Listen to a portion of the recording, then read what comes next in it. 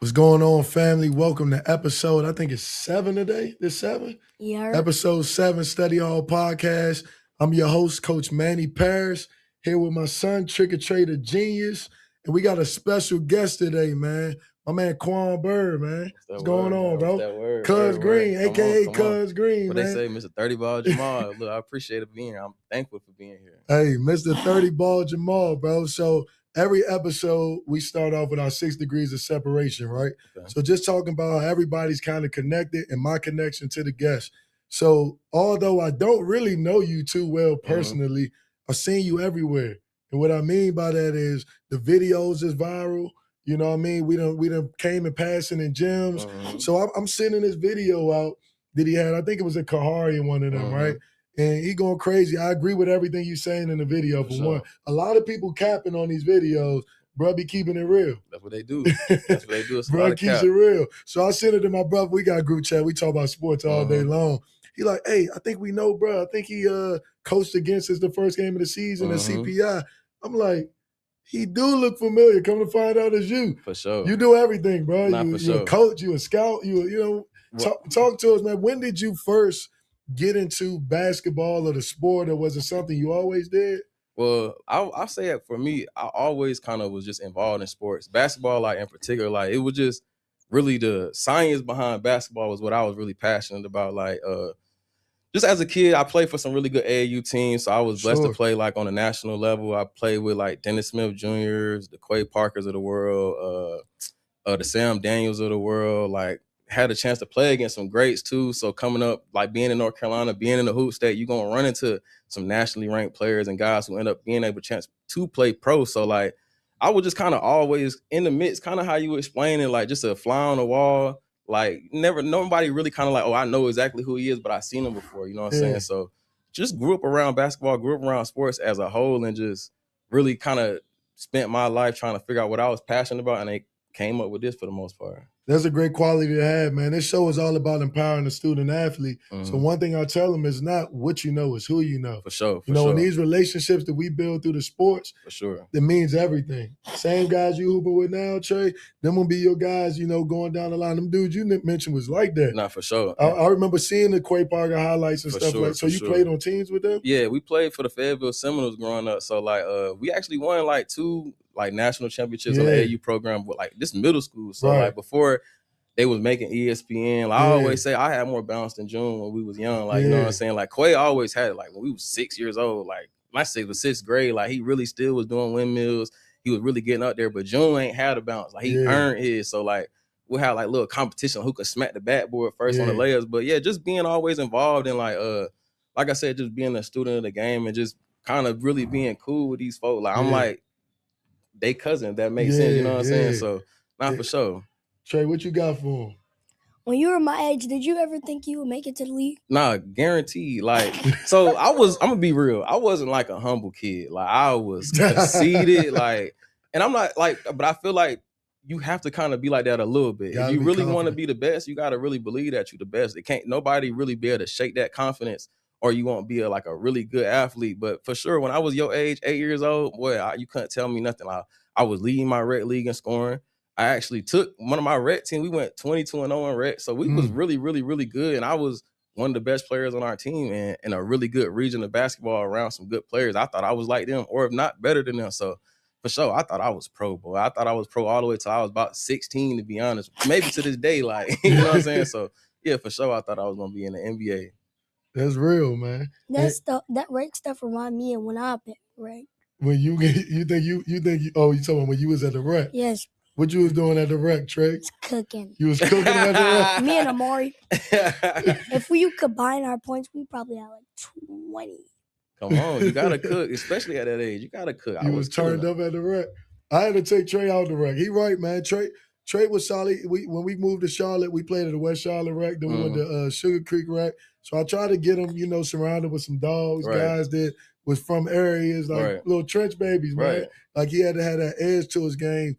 But Trey always, since he was little, he been around the game. For sure. So right now he's still getting beat up. He's 2nd grade, got him playing 3rd. Yeah. He been kind of just, getting beat up, learning the ropes, studying the game. So when it's time comes, he gonna be battle tested. For sure. And I'm gonna tell you, I was so my birthday was early, so I kind of was like always the youngest in my Yeah. grade level. So if Yup. it was 7 and 8, I was 7. You know what I'm saying? So Yeah. like being that younger one, playing against them older and kind of stronger guys, and then playing up all the time, it definitely helps. So like it's gonna build that like that confidence and that toughness. But I will tell you, when you play against the older kids and they feel like they just bigger and stronger than you, when you start playing against your age group, you can't play the same as you play when you play with the older boys. Right. Because what it'll do is it'll shake your confidence a little bit to where Yup. you feeling like, okay, I got to play the right way with the big guys. But when you actually playing with your team and you the best, now it's time for you to go out there and go get 30 and 40. So you gotta it's hard, but you gotta understand the difference of like, Yeah. you know, playing with the older guys and then playing with your age group. So The way I look at it is like teaching you early on roles, right. right? Exactly. Like it's and that's why I'm a big, as a director of a program,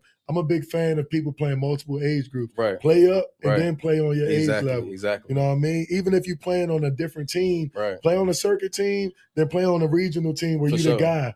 You know, so you get used to being able to carry the load Mhm. and also play within your role. That's what college is going to be like. I'm gonna tell you, even play down if you can. Play down like if you play, can. if you can find a way to play down, Especially if you're and not just- ready. If yeah, you not- too exactly, good, yeah. don't play down. No, if ever. you're too good, yeah, don't play down. But ever, if you're yeah. not cooking If you're at not your age group, exactly, and you're not oversized, right, and I ain't saying going to like a rec league where you the youngest, but maybe you got like some little cousins. go to like, a circuit level team, right, this that you could play down on and know what it feel like to dominate. Because a lot of players don't know what it feel like to go drop 30. Like you could be really good and be a role player, then you end up getting a team your senior year and your coach looking at you like, look, I need you to go be the 30 tonight. And all you out there still passing, you know what I'm saying? So you gotta be able to know what it feel like to find your spots and go get a 30, 40 point game, 40 ball Jamal. It ain't easy to go do. I'm gonna be real, it ain't easy to get it. So nah, for sure. And it's all confidence at the end of the day. Nah, for sure. Man, talking about 40 ball Jamal, bro, you got a lot of hats that you wear. For sure. And I'm a dude to wear a lot of hats. For sure. So to look at you and not even be able to tell, like, I don't know what to say. What is your job title, bro?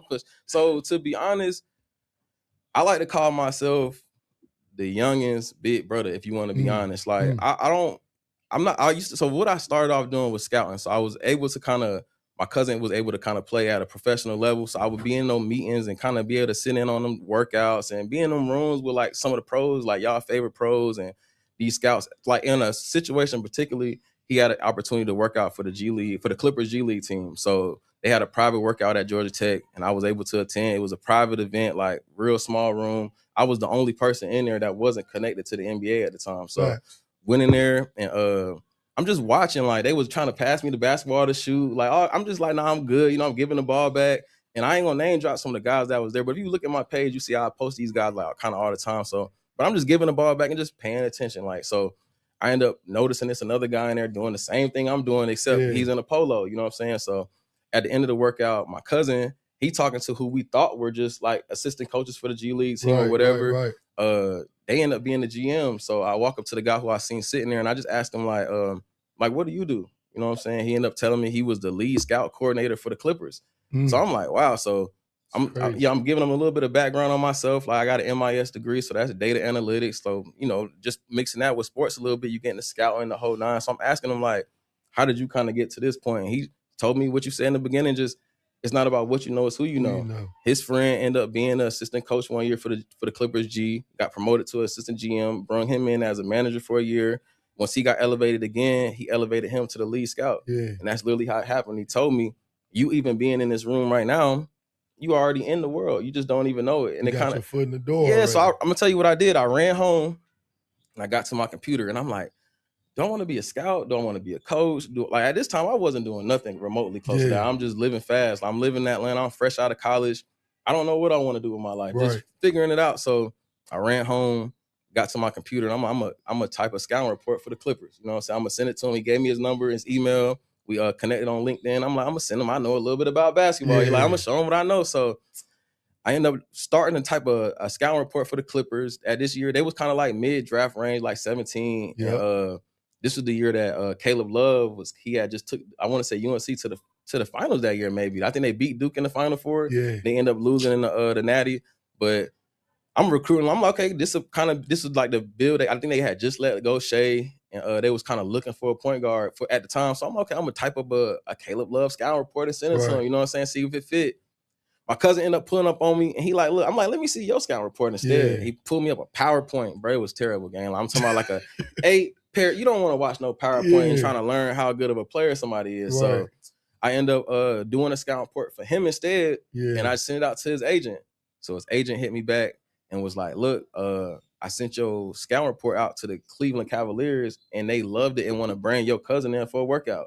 Jeez. So he called me back like 2 weeks later and had 12 people for me to do scout reports on. And it kind of just started from there. So that's kind of how I got into, like, I would say, the outside of basketball, from playing and dribbling to kind of getting that invite into the small world. I took advantage of an opportunity. Yeah, like I wasn't on that at all. I wasn't thinking basketball, or I always knew I never wanted to work for somebody. I wanted to work for myself, but I was doing it all the wrong ways, like getting myself in trouble and just living too fast, chasing money, and not my passion. So I kind of got an opportunity, and it worked. It kind of clicked for me. So, well, bro, it's amazing that you was able to a lot of people are in positions where they're close to somebody. They got a plug. Right.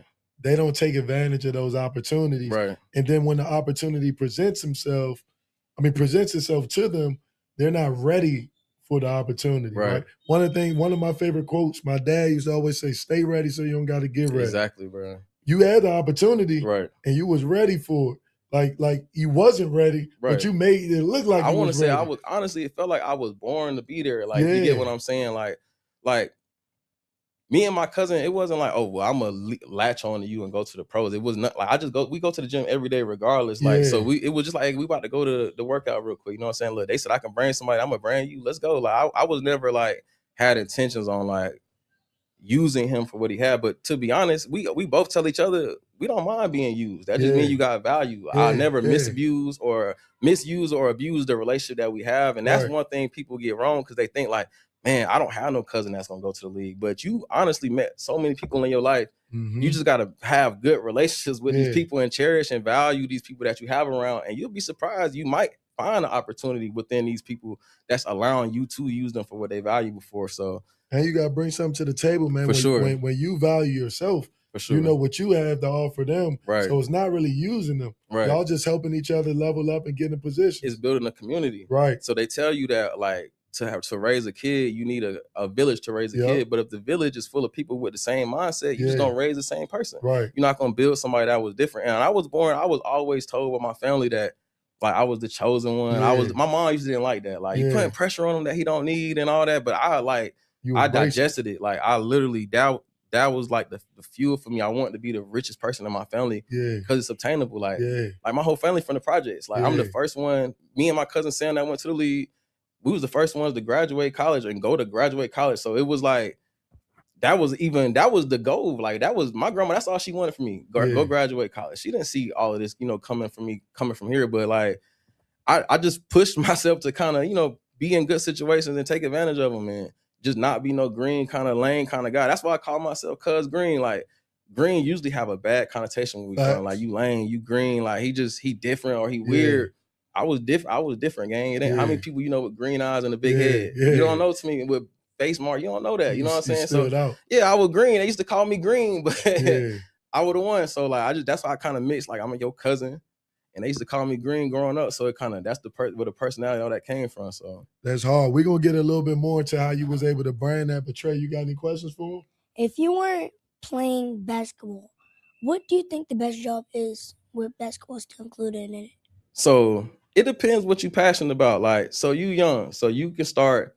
I always tell the youngest around your age, every year in your life, try to write 10 things that you really like. Just did that, remember that? The next year, like, so I did it when I was like 25. I wrote down 100 things, 25 things I like, as many things as I love, things that I'm passionate. It took me forever. Like, this took me about months to try to figure out this list of things that I liked and was passionate about.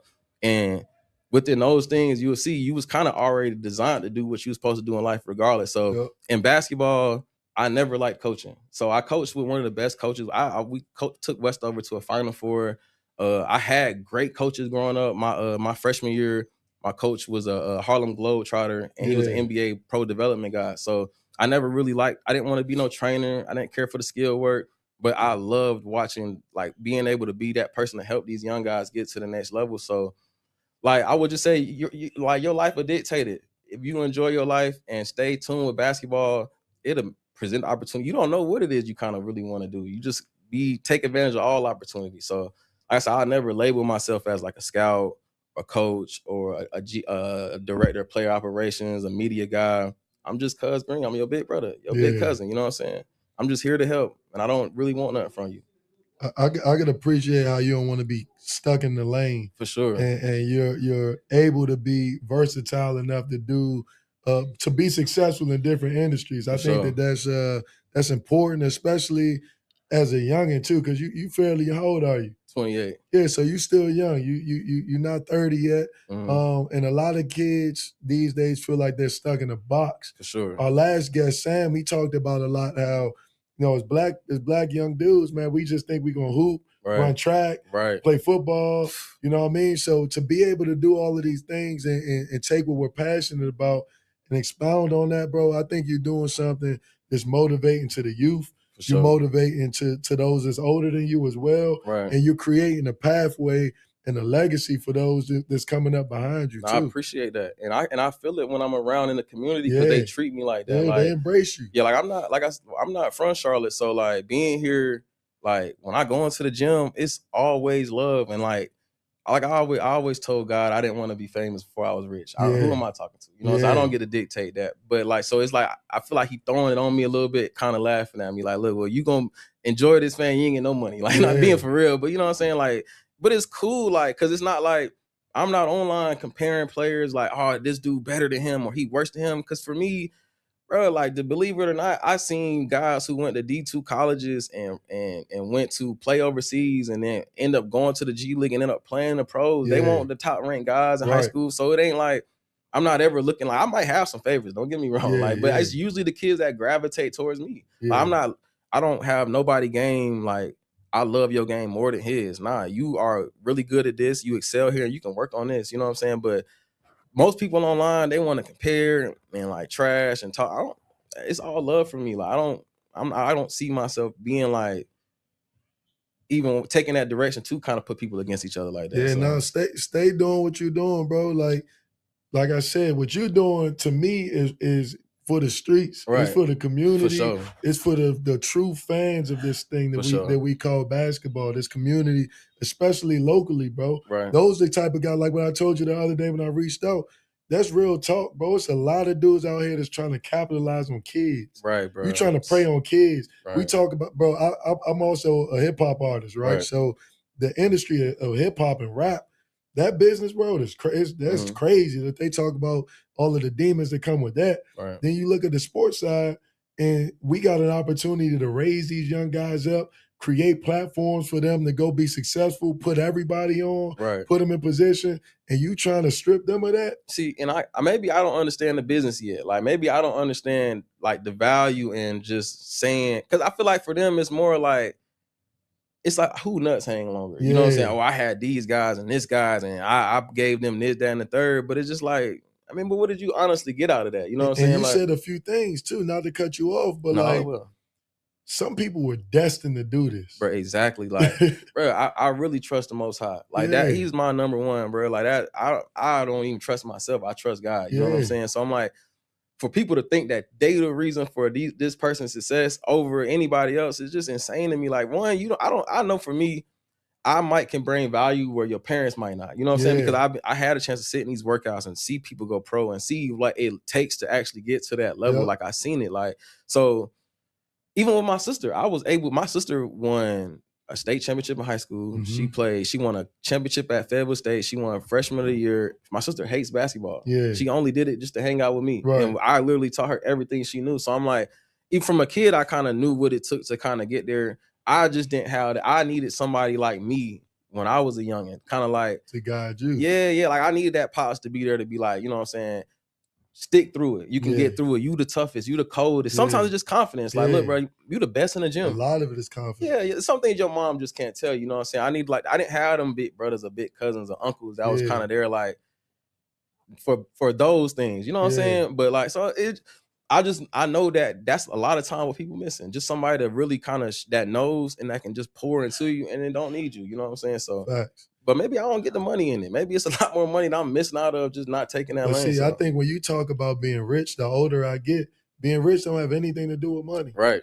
Being rich is, shoot, as a father to this man, that's Right. this being rich. For sure. And you can't put a price on that. So the love that you get from the community, that's For going to sure. live forever. For sure. As long as you stay honorable, because when the money come, that's when people, they think they're rich and For they sure. switch up. For sure. And I mean, you should elevate the higher that you get. Every Right. time you get a new position, you elevate mentally. Right. You're around people in higher levels, but you should never go against your honor. You know what I mean? You can't live dishonorable, bro. You Yeah, got to be bro. an honorable man.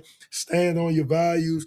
And the people, bro, from what I've seen in my life so far, that goes far, bro. Right, for Your real. face card to stay valid, and that's worth more than $1 could Come ever on. mean. And that like, bro, just that feeling of security, just knowing you good everywhere, because you Yeah. ain't on that. It's just like, You bro, ain't that's gotta look my. over your shoulder. I know I'm going home every night, Yeah. twin.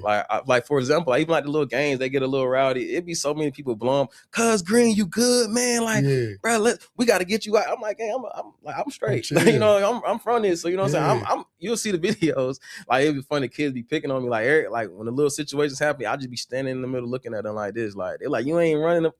I'm kind of used to this a little bit. Yeah. You feel me? But I ain't looking for that nonsense. So And I you know get what it. come with the territory, Yeah, I too. feel good. Like I feel they appreciate me, and I know I'm doing the right thing for the right reason. I'm not finessing my passions. I Yeah. told myself at any moment where I felt like I was finessing this, I would stop doing it. Yeah. But literally, this is like okay, I would say like a desperate attempt to basically put everything I learned into my life up to this point and create something out of it. You know what I'm saying? Yeah. Why would I finesse that? It's not Yeah. fair. So No, I think you're doing an amazing thing, bro, and it's beautiful to watch. Trey, you over here taking it in. I see you a sponge. and bro, you got a lot of these similar qualities, so I hope you're really paying attention and listening. You a hooper for sure, but your mind at your age is going to separate you from a lot of people. So any questions you got for him so far? When did you realize basketball wasn't the right path for you? So that's a tricky question because like I knew I wasn't gonna go to the league. So okay, after my freshman year, like I said, I was ranked in Georgia my freshman year. I was killing. I was going to AU tournaments, like I told you earlier, giving off 30 ball Jamals game. I even dunked my freshman year. I was this height. I was 5'9", 5'10". Like I peaked like my freshman, sophomore year, like in growing. So I had got Osgood Slather disease. I don't know if you ever heard of that, but it's like a disease where your knees will start tearing because you lifting too much weights without stretching. And I didn't believe in stretching. Like I didn't believe in having a core and stretching. So as a kid, I would skip that a lot. I would go lift. I would run stadiums. Like, you know, like now I'm gonna tell y'all, do not run stadiums. Run hills. Stadiums, the metal over years, it wear on your bones. Like, you know what I'm saying? You a child trying to get taller, as tall as you can. So I feel like I'm hurting kids now. But I mean, but it's what you don't know. You don't know. We grew up running stadiums every day. Right. June got his bounce. Yeah. Dennis Smith got bounce off running stadiums, wall touches. We did that. It works, but that's what I'll be having the you know, kids but do. you know more now. You know what I'm saying? So you run hills because when you run on that dirt, it's forgiving. You know what I'm saying? But when you running up stadiums, you hurting yourself. So like I said, when I got there, I went to a 7A pro football program. So we lift 3 times a day. And I didn't lift at all in middle school and nothing like that. So when I came into the program, I'm literally they seen my frame and was like, I was like 140 my freshman year. Right. I came out like 185. Like, you know what I'm saying? Like I put on a legit 40, 50 pounds of like, we drinking protein shakes every morning, but I wasn't stretching. Like I would cheat stretching. So, and I would never work on my core. So I got Osgood Slather disease my freshman year. And I'm like, bro, it hurt it so bad playing basketball. So when I moved back to North Carolina, and I went to a really good, already established program. So they was already winning 20 games, already sending people to the league. So it was kind of like I was a new kid trying to fit into this system again. I'm like, okay, I ain't got no real offers up to this point. I'm coming to a new team, and this is just myself kind of holding my own self back. Like, you know what I'm saying? Like I didn't have nobody in the like keep going. You really good. You know what I'm saying? So I came to my school and I accepted a role from my coach, and it worked. Like, you know what I'm saying? I came in. It's funny. If I got time, I'll tell you a quick story about how I made the team. So I came in. We had an open gym at the school, and our open gyms at Westover was structured. We had a really good coach, so we actually practiced during our open gyms. Like that makes sense. Like illegally, but legally. Like, you know what I'm saying? So he already had teams set up. So he would come, put everybody on the baseline, and then select players. I was the last one on the baseline. You know what I'm saying? Like literally, it was freshmen. I'm talking about little kids just going before me. It was embarrassing, to be real, because I'm new to the school.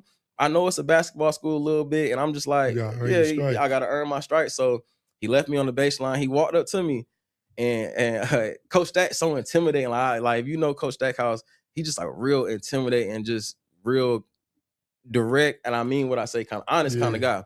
So he's like, "What grade you in?" I'm like, "I'm a junior." And he was like, "Oh dang, like ain't got no space on varsity." You know what I'm saying? So he sent me on the freshman team. The first game we played at 3, I got all 3. Like, you know what I'm saying? I went and got all 3 points. So he was like, "Okay." Then he put me to the JV team. Like we did another up and down. We went to 7. I had 5 of the 7. Hit a little nice little game winner. Had a couple chase down blocks, but they was little kids. Like, you know what I'm saying? So last game he let me play with the varsity. And I got nervous, like, you know what I'm saying? So I'm like, I'm playing, I'm going up and down. We had really like Quan Byrd, he went D1, he was really good. Eddie Ray, we had a lot of good guys on that team. So I'm out there a little nervous, like, so I'm just shooting, like, you know what I'm saying? I'm relying on my jump shot. And he like, well, we can take another shooter and defender. And he gave me the role.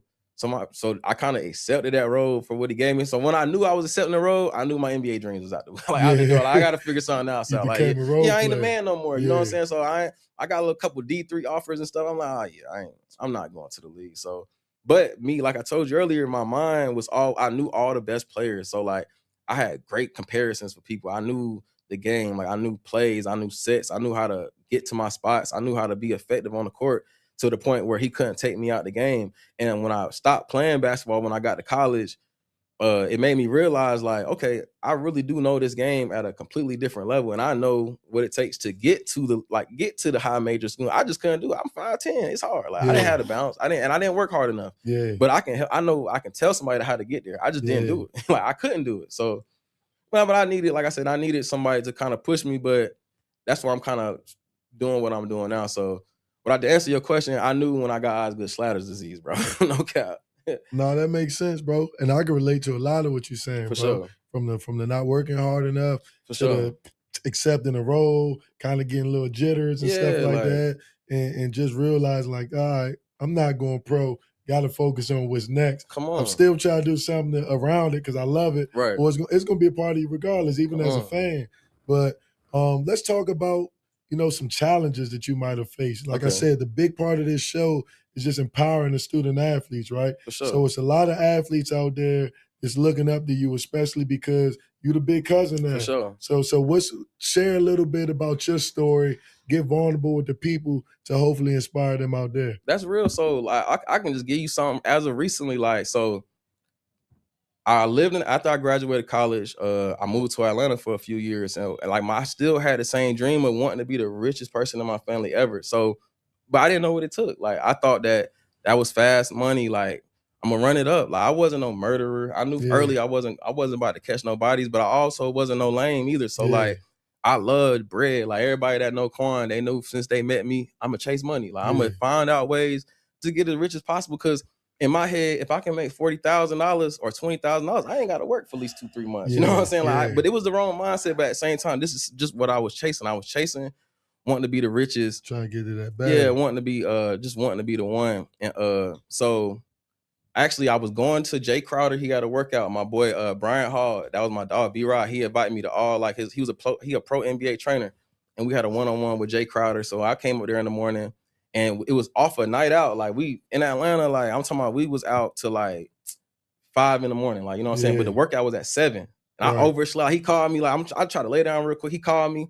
He like, bro, I'm on the way. So I caught an Uber up there. Like, you know what I'm saying? I'm just like, bro, I'm gonna leave my stuff, bring my book bag, and just left, like hopped in the Uber, went up there, hopped out the Uber, and left my book bag in the Uber. I left by like $5,000-$6,000 in my bag and just a whole bunch of everything in my bag. And it was like, that day, it kind of clicked for me, like, okay, either this might be the sign from the Most High before I go to prison or die. You know what I'm saying? This is my opportunity to kind of get out of it now. And to be real, I didn't even listen to myself then. I ended up talking to a couple of the director of basketball operations at Morehouse. I was just fresh off into the basketball. I lost my bag. That's how we got into all the other stuff, like all the basketball. I took basketball serious.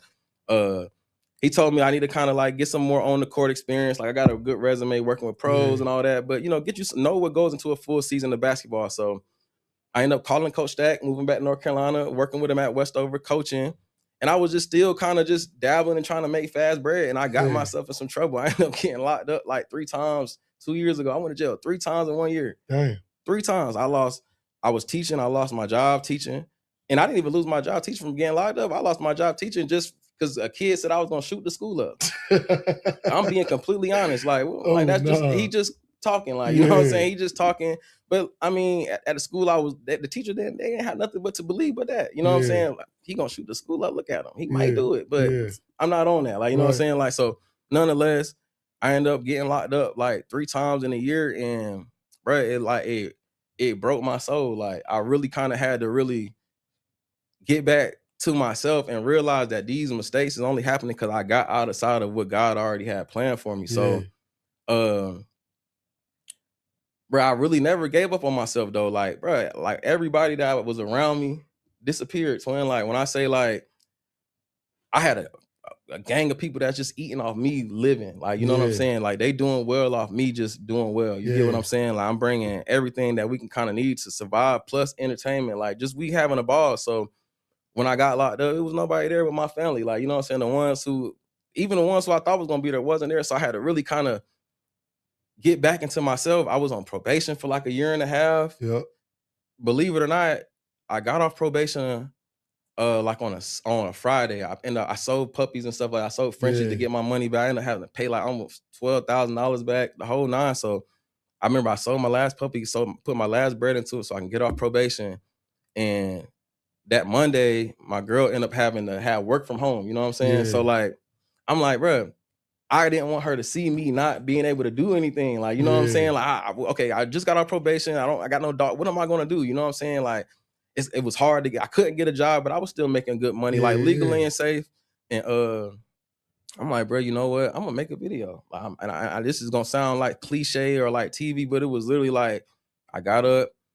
She was in the living room at work. I went to my little corner, made a video, and it literally went up, bro. My first video went straight to the roof. It was about, I think, Terry Sanford, and I ended up doing the Call Me Brown video, and then I did a Grayson Allen video, and I dropped the Brandon Ingram video, and that's what really sent it. Yeah, like the Brandon Ingram video got like 1 million views, like 50, 60,000 likes. Like I'm starting to get the follows, I'm getting the DMs, and it's just me telling my story about playing again. I ain't even getting to the high school like best players. That I always had a passion for the top 100. Like I said, I feel like I knew the top 100 every year since I was in high school. Like, you know what I'm saying? Knowing their games, watching them develop and get to the pros or whatever. So, but I'm just talking about my stories. And I'm like, wow, like these folk commenting, like, I didn't want to be Mr. 30 ball Jamal twin. Like I just said it in the video. Like, you know what I'm saying? He a 30 ball Jamal, he a 40 ball, he Bohemian. This is how I talk, cuz like this is how I talk to my brother now. Like we just that wasn't like structured for the video. It's authentic. Bro, everything I say, cause I make a video, I put the camera up like this. I put the little mic up, I press play on OBS, and I make that video in 20 minutes, bro. It's literally 1 take, 2 takes, bro. Like I'm just in there yelling at my camera. Like if you walk past my crib, you like, what's cuz problem? Like, you know what I'm saying? I'm in there talking just because this is easy for me. I know the game deep, so I can talk about your game. I can really assess the game so I can see what you bring into, like what's your value on the basketball court. And also I can see what you might need to be able to improve on. And I can say it in my own funny way that people are rocking with. Like, you know what I'm saying? What made you go with The Voice? So, okay. The Voice, I used to watch a lot of Take Capone videos. Like he made like Instagram reels. So shout out to Take Capone. And he had like The Voice on his lot of his videos. So on my first video, I didn't even do The Voice. Like it did pretty well. But I'm just messing with the little CapCut joint, and I put The Voice on there, and I heard it myself. And I'm like, bro, this will catch attention. Like, you know what I'm saying? So if I come in and I think on the Brandon Ingram video, I said, why you offering me for? You know what I'm saying? Like people like, what? Like he just dropped a 40 ball Jamal on us, and you give me the offer, like, cuz done dropped a nuke on us. So me saying that, it was funny, but in The Voice, it's like people, it forced you to listen. So it was a lot of people like, take The Voice off, keep The Voice, but The Voice was fine. Like that, I feel like that would make me laugh even more, because plus it's hard to fit all that in a 3-minute video. Like, bro, I'll be struggling trying to just say he Bohemian, a 30 ball Jamal, 40 ball, and then talk about their stats, and then I'm not doing 8-minute videos. So even making it fast helps me make it all fit. That makes sense. Yeah, for sure. So you like The Voice? You think it's funny? I'm telling you, that's what get it. The kids, they be like, it'd be funny. The kids walking to me in person, they'd be like, boy, you don't even sound like your videos. I'm like, bro, you think I really sound like a chipmunk? Like, I'm gonna be right here sound like a little kid for real. But hey, bro, what you doing is hard, man. And And like when I rapped, I called myself the voice of the oppressed. For sure. Like I always been, you know, I ain't never been no project baby. For sure. Yeah, I ain't been that broke. Mhm. But man, my story growing up, my pops, he did a lot of things within the streets, but he made sure that I never had to see that For life. sure. But as a youngin', you see everything, For sure. right? So I could have been Tariq St. Patrick, Right. You know what I mean? For sure. It just wasn't my vibe because he just raised me to be different. Right. Gave me knowledge of self early on. For sure. So I was always able to handle myself. Like you said, I was never no gangster, right. but I was never sweet. Yeah, right. Like I don't, we got physical. I was just always like that, and I carried myself that way. So now when I'm handling business, I know how to treat men like with respect. No how to treat men as a man. You know what I mean? So I completely relate to that aspect of your story. Yeah. And I never had to go down that route, but a lot of my guys did. For sure. So I had to distance myself and separate myself from a lot of people. Like I'm 31 years old. Oh, for sure. People be thinking I'm like 36, 40. They be thinking I'm old. I got an old soul. Or it be the kids. The kids swear I'm old. I'm already, bro. How you go by cousin? I call all the kids my nephew. Yeah, that's why I go by. Yeah. But now you unc then. Yeah, no, be cuz first. Like wait till you about 45, bro. We ain't trying to claim the unc early, bro. I call everybody, all the dudes I coach, I be calling them nephew. Yeah, I call them baby brother. That. A little brother or a little cousin. Ooh, I can't take the unc yet. I'm a teacher, so I also can relate to. But now I can relate to you getting in a situation with the kids. These kids, man, they love you one day. For sure. Something go wrong, you fail them. Come on, they bro. had you in the principal office talking about a whole bunch of it was nonsense. We had a project for my 8th graders. I had an end of the year project. Yeah. We had like 3 weeks left. All the project was a vision board. Yeah. I just want to see what you envisioning for your life. Right. That's why they said it, because they didn't want to do the project. They didn't want to do the project. But like to say a little bit of what you said about like, bro, my mom tried her hardest to kind of hide where we really came from me. So like I said, I'm from Fayetteville, but my whole family is from Camden County, Georgia. It's this last town in Georgia before you get to Jacksonville, Florida, like Yulee, Florida, them areas. So like when I seen Derrick Henry, I really seen Derrick Henry because he was 20 minutes from where we was from. You know what I'm saying? But so we grew up out there, and we was able to like Shaka the GOAT. But we was able to like. My mom really was able to kind of shelter that. So like my stepdad was in the military. Yeah. So we was able to kind of like, get away from where we was from. So when my parents actually got a divorce, we ended up moving back to where my mom was from. So like I always tell, like, you never know you don't know when you're in the projects. Like, you know what I'm saying? Like we never had a 2-story crib when I was a jit, but we had a nice crib. Like we lived off the Merc, but my mom made sure we didn't feel like we was from the Merc, if you get what I'm saying. So when we end up moving back to Camden, in the hood is fun as a kid. Now you don't know nothing else. You know what I'm saying? So when I moved back to Georgia, and now it's like, okay, I see the projects my mama from. Like we don't live right here, but when I go to my grandma's crib, like we do live. It's nowhere else to get around. It's a small town, you know what I'm saying? But like my grandma lived in the woods, like you know what I'm saying? Like my uncle's been locked up their whole life, like so like. When we had a chance to go, when we end up moving back to Georgia, that's when I like my life changed for me. It was kind of like, okay, I was kind of raised like away from like my family. Bro, quick funny story. I didn't even know I had brothers growing up. I was growing up. I had a little brother come up to me in 7th grade. He walked up to me like, bro, who your daddy? I'm like, hey, who is you? Like, you know what I'm saying? I done shrug cuz off a little bit, you know what I'm saying? Like, so I remember he always was mad at me about that. So I remember I went home and told my mom, like one of the kids walked to me in school, they told me we brothers. So I ended up finding out I got like 7, 8 little brothers from Fayetteville. I ain't even know. And I'm the oldest, you know what I'm saying? So I was meeting brothers gang like from 7th grade all the way into like my junior year in college. Like I found out about my newest brother. I love brother to death. Like, you know what I'm saying? And we didn't know each other. So we were I was 21. He like 20 years old. That's freaking crazy. Mind you. And I'm gonna tell you, all me and my brothers the same age. So I'm the oldest but it's like months. So it's like 4 of us, and we all like. So I'm born in July. Dudes putting that work. Yeah, cuz wilding, bro. Like my real pops, he's wilding, bro. I ain't even gonna get into it on here. You know what I'm saying? But yeah, so it was like my life switched. Like, you know what I'm saying? So I went from like, okay, we military, we just chilling, like we in the hood, but I don't see it to like, all right, my pops and my mom separated. And now I picked my mom to live with, you know what I'm saying? And with her, it was different. Like it was just she going her hardest, but she couldn't give me everything I wanted. You know what I'm saying? So single mom. Yeah, for sure. So if it flipped for me, I had to kind of like like even being a gangster, I don't look at being a gangster like being a murderer or being a robber. Gang, it's about being honest, about cherishing your family, take care of your community, like really giving back and just being authentic. So the youngest have somebody to really look up to who not a square, bro. Like that's what being a gangster is to me. Like you can kill somebody and be a lame. Nobody respecting that. You know what I'm saying? But just being honorable is like the highest thing that you can do in my family. You know what I'm saying? Gotta be honorable, bro. You gotta be a made man. Trey, imagine if a dude came up to you in school like, hey, who your dad? On God. I'm smacking him. That's what I about did to my brother, but he was my brother. Like, so it was crazy, bro. Like my friends. Come up to me, who your dad? On God. And I'm thinking he just want to be popular. Like he just want to be popular because we the popular kids. You know what I'm saying? So he just want to be with us, gang. The whole time he was so for real. He was so mad at me, gang. Like for like years, like, bro, you ain't even treat me like a brother. I'm like, I'm so sorry, gang. I ain't know. Like, you know what I'm saying? I ain't know, but I love all them boys to death. Like, I went from having one little sister, I got 6 or 7 little brothers, and 3 or 4 little sisters, bro. Yeah.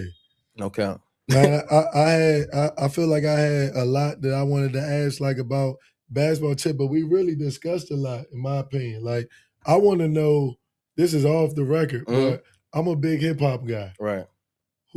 How you feel about J. Cole being from Fayetteville? So Cole is the GOAT, gang. And I feel like being from Fayetteville is 2 sides you can be on, right? Like you can be a hater, like, man, J. Cole, he don't come around, he don't do this, bro. Cole, like, and I never met J. Cole in my life. Like, I got homeboys that's really cool with Cole and the whole nine, and just, bro, like, I feel like we lucky to have a superstar like that, gang. Facts. Like a superstar that's just like, he authentically himself, gang. He constantly giving back to the community. Like, bro, you can see Cuz at Chick-fil-A. This is a billionaire guy, like A-list celebrity. And you can catch Cuz at Chick-fil-A. Now, he ain't in there just in Chick-fil-A, like, you know what I'm saying, every day of the week. But he'll be done came to your school and had a book club. You'll be done seeing Cuz, people catch him at the mall and take pictures with him. Like, I feel like he is the real definition of what being in front of Ville is like, bro. Like, we really kind of like, he a hooper in a sense in his own way. Like, he ain't no lame either. Like, you ain't gonna try J. Cole. Like, even back then, you ain't gonna try him like he was no lame. He just, I feel like we got the best rapper celebrity to have, for real. Who else would you want? Cole the GOAT. Who else would you want? I rock with Cole. He be looking at me like I'm old school because I like Cole. Because you are. Nah, bro, Cole the GOAT. Yeah, nah, Cole the GOAT. And I don't even, that ain't even my type of, it ain't even my type of music to, like, in a sense, but like, how can you not appreciate that? You know what I'm saying? Like his last album he just dropped on 2-6. 2-6 is like the military thing. You from Fayetteville, you say 2-6, everybody be like, So he dropped a whole album about 2-6. People in Australia, he going on a whole world tour having folk talking about our city twin. Like, you know what I'm saying? So how can you not respect what Cuz doing? Big facts. Hey man, this part of the show where we kick it off, the trigger Trey. Trey hit us with Trey's hot takes. What you got for us today? Who's the best pure scorer ever? Ever, all time. Pure score? That's a good one. So are we saying like high school level, college level, or NBA? Either. I give you a few. So in the NBA, the best scorer ever, Michael Jordan. And I'm out right there. I'm out of here. No, listen, I'm gonna tell you why, right? I'm out of here. I ain't even gonna get into it a lot, but just know if you can average over 30 ball Jamal as a rookie in the league, you a special talent. But he created what we love as guards, bro. Like the NBA wasn't made for us. Like it was really made for 6-footers, 6'8" and 6'9s and 7-footers. Like while we get like handles and fadeaways and layups and dunks and jumping from the free throw line and like, bro, besides shoes and stuff, like he was the first person in the world to have spots to me. Like just actually like Wilt Chamberlain was the definitely guy. Getting to a spot. Don't get me wrong with Wilt Chamberlain, but I'm talking about like just really like cheat code. Yeah, he a cheat code. But really like I know anywhere on this court, if you taking the ball out and y'all pressing me, I know I can take 4 dribbles, get you right to this free throw line. And based off what you do, I'm going to take what shot I got available. And he was the creator of that. High school, Cam Thomas from Oak Hill. I'm going to tell you right now, I was an early bid on Cam Thomas as a kid. Like him, I was a big fan of Jalen Johnson in high school. I was JT Terrell. I ain't going to put him as like the best scorer, but like I would say Cam Thomas, bro, just the way he used to get, like he used to get to it. And he had Cole Anthony on his team who was like #1 player, and the Mount Byrd team was going crazy. Everybody who can't play for now?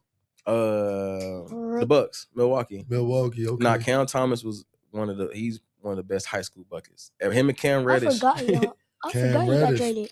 Cam Other Reddish one cold. filthy. I forgot he got traded. Where was that before the Nets? Yeah. Yeah, he was at the Yeah. Nets. Yeah, but he was a pure like watch a lot of Cam. If you want to learn how to get the spots, score in the mid range, have a fade parade. If you can shoot, you Have want a to shoot from the fade right. parade. You want to have a fade parade, shoot from the volley game. You want to see handies and like I said, Bohemian twin. He finishing with both hands at the rim game. Like Yeah. he could turn it over. Like Cam Thomas game. I'm talking I'm about not gonna lie. In my team, I'd be glazing that man. for who. So who you think the best scorer ever is? LeBron James, easy.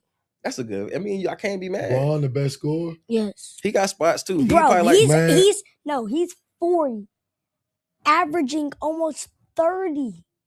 LeBron, my favorite player ever. Well, yeah, LeBron, my favorite player ever. he's but dope. in terms of pure scorer, I can't get.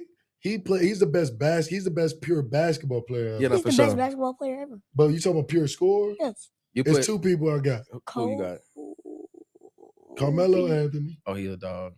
A three. Carmelo Anthony, Kobe Bryant. Kevin Durant, Mm. and T-Mac. T-Mac a good. That's a good pick. Hey, bro, what name a spot Melo can't get to? Nah, Melo. Half freak. Name a spot Melo. 3-level score. Back to the basket, face up, well, in the post. I'm gonna be real. So you Being from telling North me- Carolina, we gotta say Steph Curry somewhere in this conversation True. as well. True. And He can make a shot from anywhere. honorable mention, you gotta put James Harden in there because I watched him break basketball. Like him really turn spots into a whole nother Rocket, level. So, James James Harden, Mhm. you gotta respect him. And I hated on him for a while because I thought he was cheating, but that's when you know you were great. That's What? great. It's just like when people used to get mad at Iverson for carrying. Yeah, when they bruh. gotta change rules because or of you. Kobe for the pump or- fakes. Like, But two things you said, Steph and James Harden, you see the impact of them at the youth level. bro, it'll never change from that. No. Like we have to get something crazy to change from how they got the game. The game will be like this for the next 100 From years. the free throw merchant, like James Harden, the one that was getting to his spots, making you foul me on the line. Bro. Yeah, Then because that step the back. side step, the step back. His handles alone is top 5 ever. Yeah, Like, nah, we won't even he talk cold. about how he got, and then he was done. Like He he used just to be cheating. and he developed that game. Harden cold. Like he developed. He didn't come in the league Yeah. just. That's how you know. And when they try to act like he ain't got a work ethic, they tripping. Yeah, Kobe Harden not would- fair either. I like to say Kobe too, and He's just too much like Mike though. I know. Who? I mean, it ain't nothing wrong with that in the sense of like. You gotta look up to somebody, bro. But guess do what? got to. You gotta look- no. But I that's feel a like great person to be like. Kobe I'm like issue him. with I love Kobe though. I hated him when he was here Ooh, just because real. I was a LeBron guy. No, That's no, real. no. And also, I put Mooka on the Kobe. That's my little brother. I put Mhm. Mario on the Kobe, and he took it overboard. Right. So I went to Wade and Yeah. Wait. T-Mac. And I gotta tell you something. What? Look, the reason why I say Kobe is not better than Michael Jordan, Kobe had the experience with his dad playing in the NBA, Mm, and Jordan never had that experience. that's real. Kobe was a created monster. Like, They said Jordan brothers was cold though. yeah, they They did. said they were just undersized. They said they did everything he could do. They were just undersized. But yeah, Kobe, my favorite. He my favorite player ever. Like that. When we talk about working hard, because he wasn't just Kobe was in the he- gym he freaking. earned it. Like, you know what I'm saying? You gotta respect. That's when, like, even if he played like something, if he played like Mike, I respect it, but he earned it. Like everybody now plays like Kobe. Ooh, Shea Gilgeous, Devin Booker. Yeah. You can even say Tatum. Shay's an Ant-Man at times. It's just it's Yeah. all Kobe Bryant. Yeah, Shea is a even free throw Giannis, merchant. like everybody wanted to work out with Kobe Yeah. for a reason. So like he is another reason Kobe, why. I think he's the most skilled. Of course, by far. Him and Yeah. Kyrie, hands and 1 Yeah. and 2. You probably throw KD in there because he's Yeah. 7'11" doing this. You know what I'm saying? So But yeah, that's why I like KD, bro. What can He got that do? behind the back. Yeah, KD. offensive scoring, he's a better scorer than LeBron. Yeah, He KD. really is. And- He's just and- not durable like that. He can't just go get 30 off dunking and layups, which is still a talent. I'm not taking away. Like, you can go get 30 off layups. That's harder than just shooting threes. But that's why I like Melo. Because Oh, yeah. Melo, you can't move Melo, bro. That's a Melo- Louis bag right there. That's a duffel So you're bag. telling me Isaiah Thomas can't guard Melo? Isaiah Thomas, ooh. Who? That played for the Pistons. No. The Pistons, you think about Isaiah Thomas will get cooked. I'ma by tell you Melo. right He now. Too little. None of them. Your size. None of them back in the day can guard Yeah, you're nothing here. tripping. They can't guard Jared McCain today. Yeah, I'm gonna tell you Yeah, right now. I agree with you though. The way that first of all, back in the day, they had real help defense. So Yeah. they got bigs and we in the paint.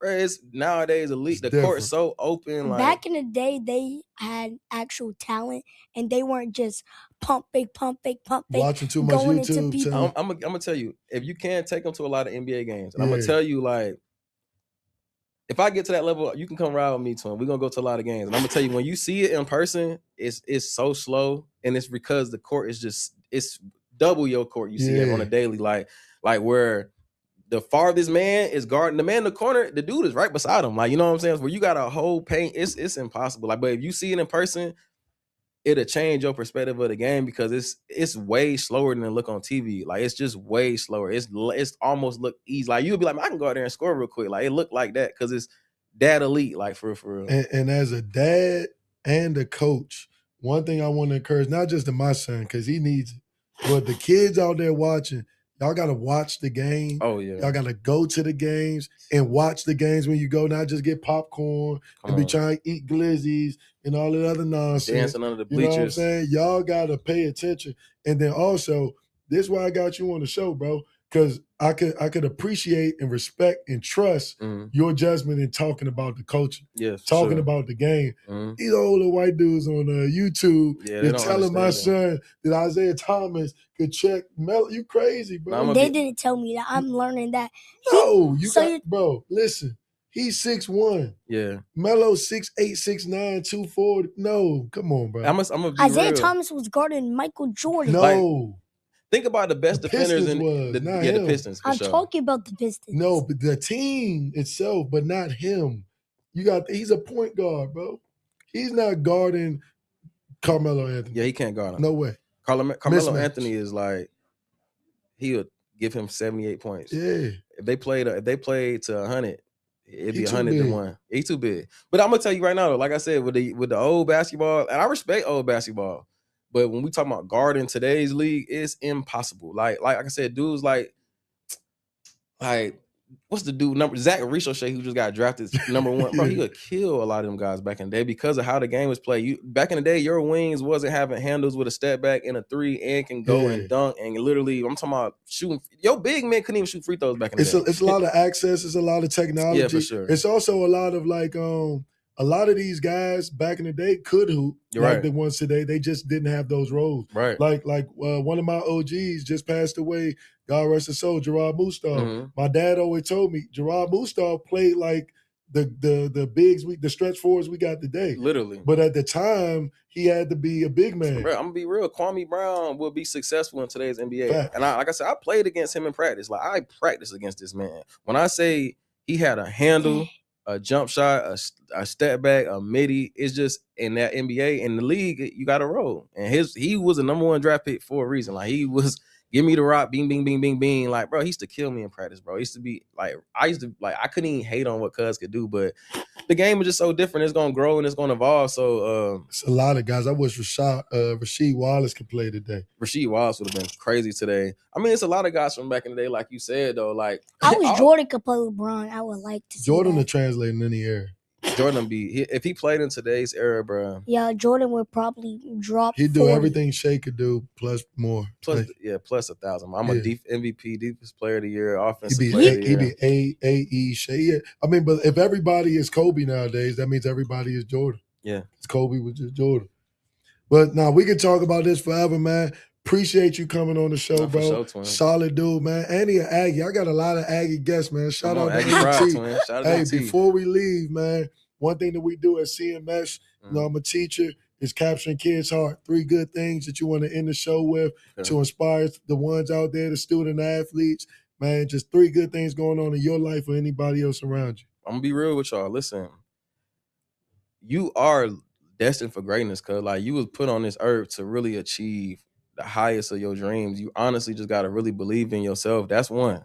2 is your community really affects the person that you become. Like, the things that you surround yourself with, the people that you surround yourself with, the things that you listen to in your head, the way that you take care of your body, like all that stuff, and the way that, like, all that affects the person that you want to become. Like, and understanding that being successful, like, being the person that you want to become in life is hard. Like, it really is. Like, it's going to be challenges, but like anything else, I'm telling you, eat candy every day, your teeth going to be hard. Like, you know, it's going to be hard to chew. Like, so just learn from your mistakes, really kind of really trust the people that really care and that pour into you, and stay sucker free, please, bro. It's a Stay lot of it's a sucker-free. lot of squares. Like, you really gotta avoid the lames. Like, you really do. Like, just be please stay away from that stuff. You know what you meant to do, and trust that stuff, man. Pray to the Most High. So, Hey, man, that's what's up. You heard it all here, man. Study Hall Podcast, episode 7. We here with 30 Ball Jamal, 40 Ball Jamal, CuzGreeen.